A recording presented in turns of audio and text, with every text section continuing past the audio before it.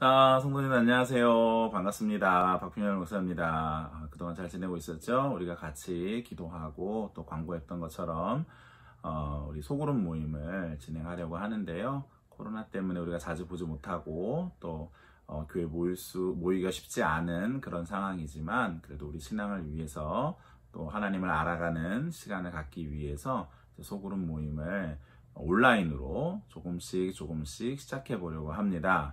오늘 이제 그 첫 번째 시간으로서 우리 이제 교회에서 큐티를 하려고 하는데요. 큐티에 대해서 제가 좀 간략하게 이렇게 영상으로 준비를 했는데요. 우리 같이 함께 큐티에 대해서 좀 생각해보고 하나님 말씀을 가까이 하고 말씀 속에서 하나님의 뜻을 찾아가는 그런 좋은 시간이 되었으면 좋겠습니다.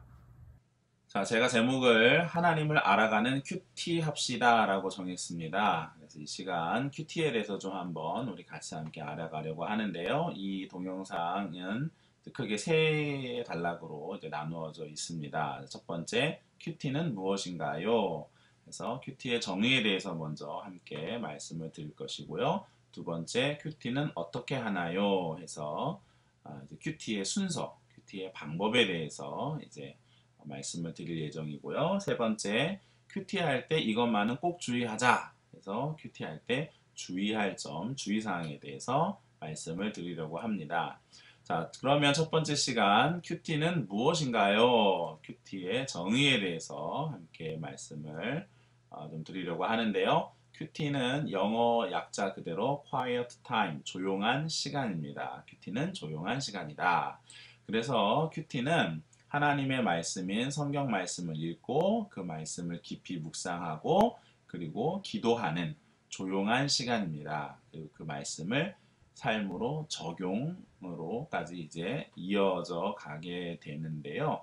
이러한 큐티를 통해서 우리는 성경 말씀을 통해 나를 향한 하나님의 음성을 들을 수가 있는 거예요. 그러니까 큐티는 조용한 시간인데 그냥 조용한 시간이 아니라 성경을 통해 하나님의 음성을 듣는 그런 조용한 시간이다 라고 말을 할 수가 있겠죠.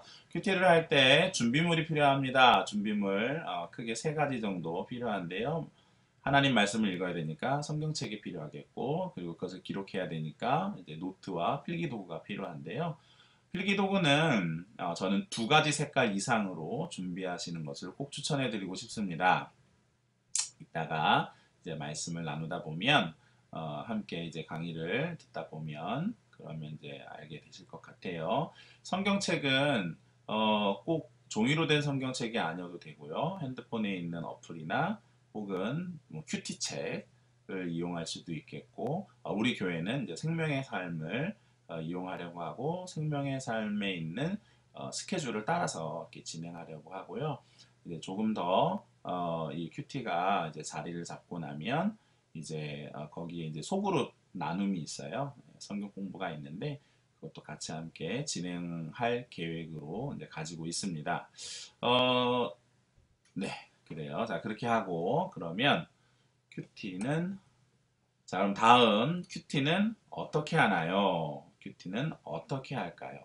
큐티의 순서에 대해서, 방법에 대해서 좀 말씀을 드리려고 하는데요. 제일 먼저 큐티는 일단 성경 본문을 정해야 되겠죠. 성경 본문을 선택해야 되는데 이게 너무 길면 안 돼요. 너무 짧아도 안 되고 그래서 10절에서 20절 정도의 단락을 이제 선택을 하시기를 추천을 드립니다. 그리고 성경 본문이 너무 짧거나 또 너무 길면 해당 본문이 전체의 성경 문맥에서 갖는 어떤 의미를 명확하게 파악하는 것이 어렵기 때문에 적당한 분량을 정하는 것이 정말 중요합니다. 자, 이렇게 본문을 정했으면 읽기 전에 그 다음으로 먼저 기도하는 거예요. 기도하여 성령의 지혜를 간구하는 것이지요. 성경 말씀을 읽기 전에 먼저 성령 하나님께서 지혜와 계시의 영을 주셔서 하나님의 말씀이 깨달아질 수 있도록 도움을 구해야 돼요.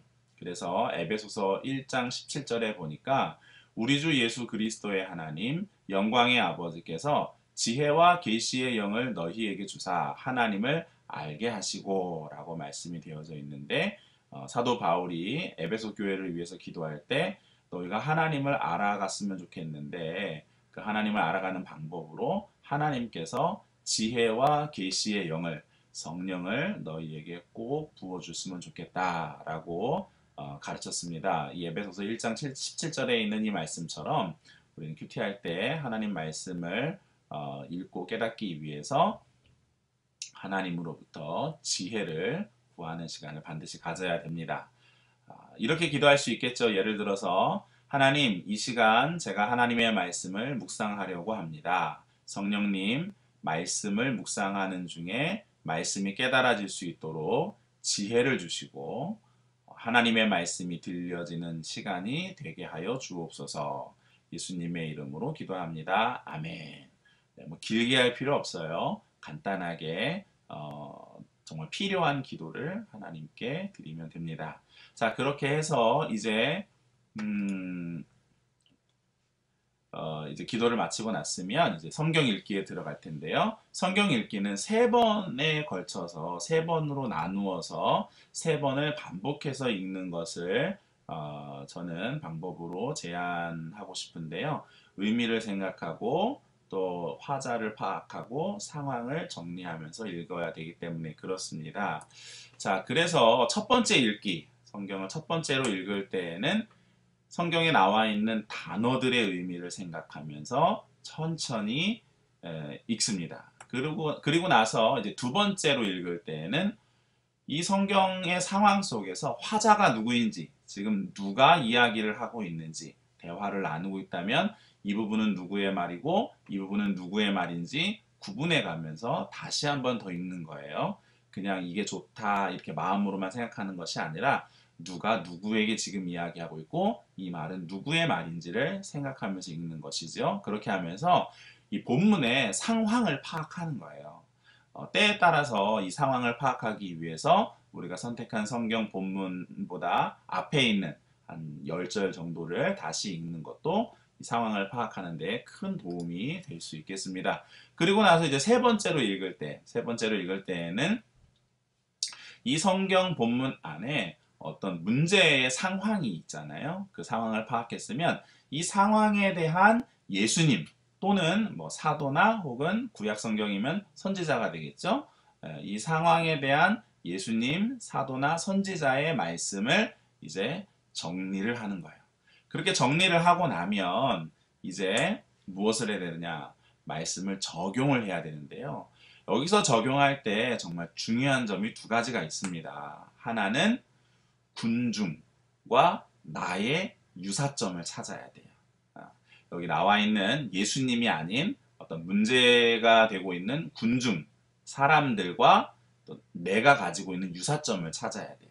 그리고 두 번째는 하나님을 찾아야 돼요. 여기서 하나님은 어떤 분이신지를 찾는 거예요. 자, 그래서 이것을 다시 좀 풀어서 이야기를 하면 제일 먼저 군중의 모습을 찾고 그리고 그 모습이 나에게 있지는 않은지 어떤 문제를 일으키고 있는 이 군중의 모습이 나에게 있지는 않은지 나의 모습과 군중의 모습을 비교하고 유사점을 찾는 거죠. 그렇게 유사점을 찾은 다음에 이제 무엇을 하느냐? 그것에 대한 예수님의 가르침이 무엇인가? 하나님의 가르침이 무엇인가? 선지자를 통해서 혹은 사도들을 통해서 하나님께서 주시는 해결책은 무엇인가를 보고 이제 그 말씀을 따라서 고치기로 나의 행동을 고치기로 결심을 하는 것입니다. 그리고 아까 말씀드렸던 것처럼 또 하나 중요한 것이 무엇이다? 하나님을 찾아야 된다 그랬죠? 이 성경 안에 나와 있는 하나님은 예수님은 어떤 분이신지 하나님의 성품을 한번 적어보는 거예요. 그렇게 해서 첫 번째 군중과 나의 유사점을 찾기 그리고 하나님을 찾기 이 두 가지를 말씀을 적용할 때에 이제 사용을 하는 것입니다. 자, 이렇게 해서 우리가 큐티를 진행할 수 있는데요. 큐티라는 것이 무조건 다 좋은 것이 아니에요. 여기에 좀 위험한 요소도 가지고 있는데요. 그래서 큐티할 때 주의할 것이 있습니다. 어떤 것을 주의해야 되느냐? 큐티의 장점은 하나님의 말씀을 우리가 묵상하고 또 하나님을 알아갈 수 있게 해주는 아주 좋은 말씀을 가까이 하는 좋은 방법이 큐티라고 할 수 있어요. 근데 단점이 있는데 큐티의 단점이 뭐냐면 자칫하면 방향을 잘못 잡아서 하나님을 오해하거나 또 적용을 무리하게 적용을 해서 이 말씀을 무조건 적용해야 된다. 이 강박관념에 무리한 적용을 하다가 보면 하나님의 말씀을 우리가 왜곡하게 될 수도 있습니다. 그래서 큐티를 할 때는 정말 주의해야 돼요. 그렇기 때문에 큐티와 함께 무엇을 해야 되느냐? 성경 말씀의 어떤 그런 대략적인 방향과 또 하나님의 성품에 대한 성경 공부를 같이 함께 병행해야 됩니다. 자, 여기 예제로 제가 성경 본문을 하나 가지고 왔는데요. 이제 생명의 삶에 있었던 어제인가요? 어제 있었던 그 예레미야 50장 21절에서부터 31절 말씀입니다. 이 말씀을 글씨가 좀 화면이 작으신 분들은 성경을 펴시고 한번 읽어보시면 좋을 것 같아요. 말씀을 쭉 읽어보니까 여기에 눈에 들어오는 구절들이 몇 개가 있어요. 몇 개가 있는데 여기 보니까 21절에 무라다임의 땅을 치며 그곳의 주민을 쳐서 진멸하되, 그리고 28절에 보니까 우리 하나님 여호와의 보복하는 것이라고 이렇게 되어져 있어요. 이 본문은 이제 바벨론을 이제 심판하는 그런 내용의 말씀인데요. 자, 이 말씀을 묵상을 하고 이제 적용을 하는데 잘못된 예를 제가 먼저 한번 좀 보여드리려고 합니다. 잘못된 큐티의 예. 자, 여기서 보니까 하나님은 악인들을 치시고 그들을 진멸하고 그리고 그에 대해 그들에게 당한 것을 복수하신다라고 하셨다. 요즘 안무개가 나를 정말 힘들게 하는데 내가 당하고만 있으면 안 되겠다는 생각이 든다. 하나님도 악인에게 보복하신다고 하셨으니 나도 안무개에게 꼭 복수해야 되겠다. 이렇게 적용하면 안 된다는 거예요. 하나님이 악인들을 치시고 악인들에게 복수한다고 되어져 있기 때문에 그래 나도 하나님처럼 악인들을 참지 말고 복수해야 되겠다. 심판해야 되겠다. 막 광화문에 나가가지고 뭘 흔들어야 되겠다. 이런 생각을 이런 적용을 하는 것은 올바른 큐티의 묵상과 적용이 아닙니다. 자, 이것을 조금 올바르게 제가 한번 고쳐보도록 하겠습니다. 하나님은 악인들을 치고 또 그들을 진멸하고 그들에게 당한 것을 복수하신다고 하셨다. 요즘 아무개가 나를 힘들게 하는데 나도 모르게 그를 미워하는 마음에 사로잡히게 되는 것 같다. 만일 아무개가 악인이라면 하나님께서 갚으시겠지만 반대로 그가 옳고 내가 틀렸다면 그 화는 나에게 올 수도 있으니 마음으로 범죄하지 않도록 내 마음을 잘 다스려야 되겠다. 네, 이렇게 적용을 하는 거예요. 우리가 말씀을 적용할 때 나쁜 것은 다른 사람에게, 좋은 것은 다 나에게 이렇게 하고 싶은 그런 충동과 어떤 그런 본능이 생기는데요. 그렇게 말씀을 적용하면 그럼 정말 큰일 나요.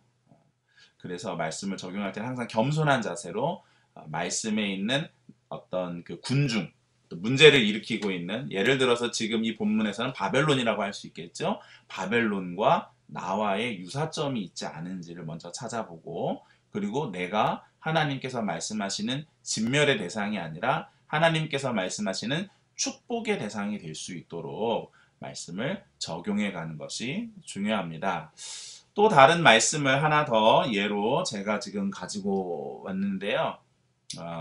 이 말씀은 마태복음 5장 13절에서부터 16절에 있는 예수님의 가르침, 산상수훈 중에 이제 한 부분입니다. 이 말씀을 읽다 보니까 여기 눈에 띄는 구절이 좀 있어요. 무엇이냐면 너희는 세상의 소금이다. 그런데 그 맛을 잃어버리면 이제 나중에 밖에 버려져서 어떻게 된다? 사람에게 밟힐 뿐이다. 그리고 너희는 세상의 빛이다. 그래서 집 안에 있는 모든 사람들을 비추게 하는 것처럼 너희 빛을 이제 비추는데 그게 뭐냐면 너희의 착한 행실이다 이렇게 말씀하셨어요. 제가 한번 이 말씀을 가지고 이제 큐티하고 적용한 것을 한번 보여드리도록 하겠습니다.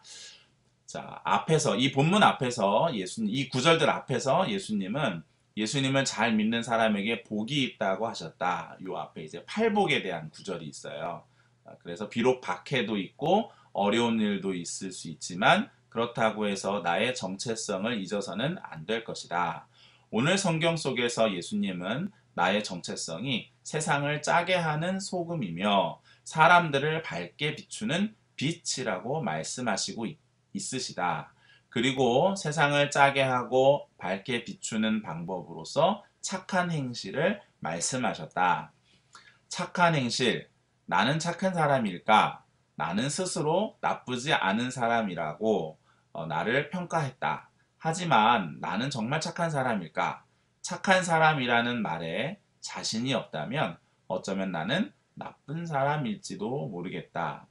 아무도 보지 않을 때 당신은 어떤 사람입니까? 라는 책의 말처럼 아무도 보지 않을 때 나는 정말 착한 사람일까? 오늘 만나는 사람에게 착한 사람이 되도록 한번 노력해 보아야겠다. 그것이 힘들면 힘들수록 나는 예수님이 말씀하신 착한 사람에서 아직은 멀리 있다는 증거가 될 것도 같다. 가족들에게 착한 아빠, 착한 남편, 착한 아들이 되도록 노력해보자.